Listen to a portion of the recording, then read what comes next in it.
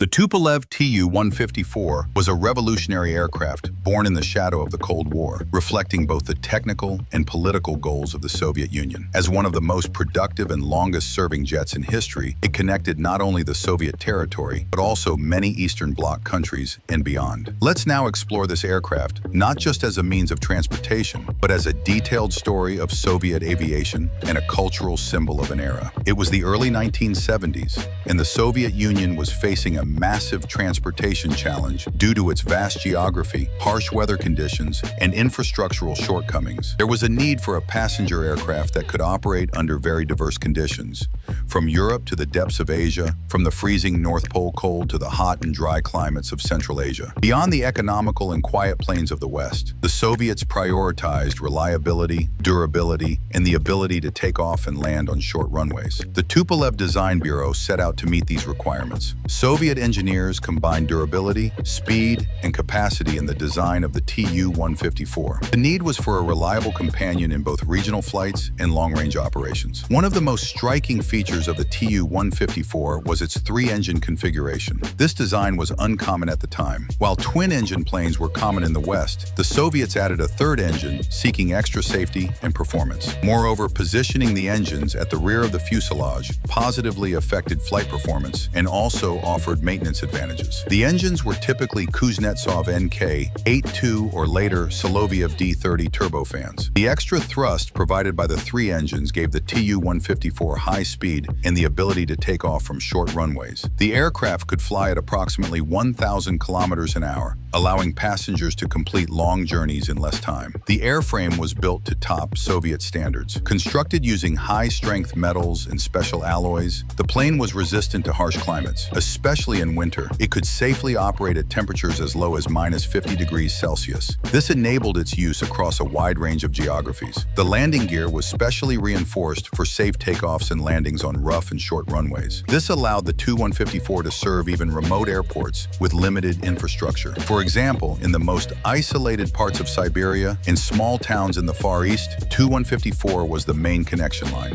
The cabin of the Tu-154 was usually arranged in three-seat rows and had a standard capacity of 150 to 180 passengers. Although its comfort level was somewhat below Western aircraft, it was preferred for its durability and functionality. Passenger services inside the cabin were good by Soviet standards, though there were some shortcomings in comfort on long flights. The sound insulation was less advanced than Western planes, so engine noise was more noticeable. However, large windows and a high ceiling provided a spacious environment for passengers. People often describe the Tu-154 as a strong and sturdy plane. For Soviet citizens, this aircraft was not only a means of transportation, but also a bridge that eased their lives in connected remote regions. The Tu-154 entered service in 1972 and was used as the main passenger aircraft in Soviet and Russian civil aviation, as well as in Eastern Europe for over 30 years. Thousands of pilots and cabin crews served on this plane over the years. Its widespread use was also a reflection of the Soviet Union's transportation policies. The Tu-154 could land and take off from nearly every major city across the vast country. It also played a significant role in military and government transport. Modified versions of the Tu-154 were used for high-ranking officials, senior military personnel, and other important figures. These planes were known for their reliability in strategic missions. Some models were equipped with special communication systems and more comfortable cabins to serve as VIP transport vehicles. The Tu-154 holds a unique place, not only because of its technical features, but also because of its role in the lives of the Soviet people. This aircraft was the vehicle for millions experiencing their first flight. It carried families, business people, students, soldiers, and tourists to distant places. In the closed world of the Soviets, Tu-154 journeys were also social experiences. Passengers chatted on long flights, often encountering acquaintances. For many Soviet citizens, flights on the Tu-154 became treasured memories of rare travel experiences. Additionally, the Tu-154 frequently appeared in Soviet cinema, literature, and popular culture. The sounds of its engines and the noises of the landing gear during takeoff and landing left deep impressions years in many people's memories. Now when Tu-154 was completely used on accelerated to disappear toward Mans and you raced under sieging the Colossal Director sieging. Of course, the Tu-154's success was not without challenges. Its fuel consumption was higher compared to Western counterparts, which increased operating costs. Also, some models faced occasional safety issues due to older technology. After the Soviet Union's collapse, as some older Tu-154s reached the end of their technical lifespan, maintenance became difficult. Serious accident reports appeared. However,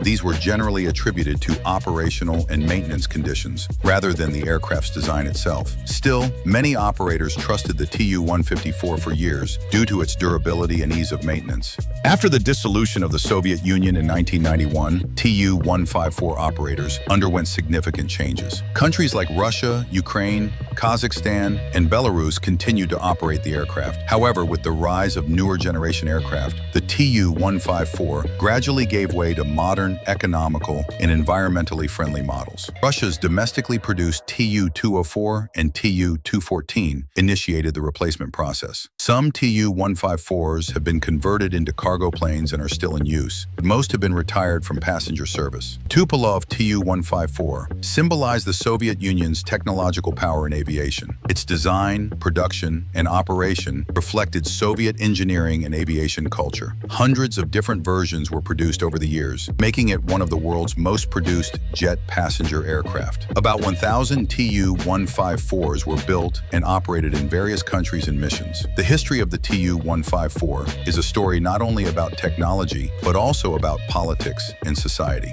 It was the silent warrior of the Cold War in the skies. Pilots both loved and respected the Tu-154. The aircraft was known for its dynamic and controlled flight capabilities. Systems designed to enable safe operations in tough weather and short runways supported it. Still, pilots had to get used to its high fuel consumption and engine noise during flight. Overall, the Tu-154 stood out for its strong, reliable, and predictable performance. For many pilots, flying the Tu-154 was a milestone in their careers. The long and challenging flights provided experience and expertise. Though the Tu-154 is now being retired, its place in Soviet and Russian aviation history is indisputable. The plane represented the Soviets' ambitions in the global aviation arena. The sounds of its takeoffs and landings became part of everyday life at many airports in that region. It became a symbol of Soviet technological strength, durability, and transportation capacity. The legacy of the Tu-154 continues to inspire new generations of Russian passenger aircraft and aviation engineers. The Tupolev Tu-154 is not only a cornerstone of Soviet aviation, but also an important part of global aviation history. Its bold design, durability, and functionality perfectly met the needs of its era. Millions who traveled on it still remember their flight experiences and memories. This aircraft, which connected the Soviet geography, was not just a means of transportation, but also a symbol of culture and history. While modern aviation rapidly evolves and newer, more efficient aircraft replace the Tu-154, it will always be remembered as a technological pride in the skies for the Soviets. What are your thoughts about the Tu-154? Have you ever had the chance to fly on one? Or which details about this aircraft surprise or interest you the most? Let's meet in the comments.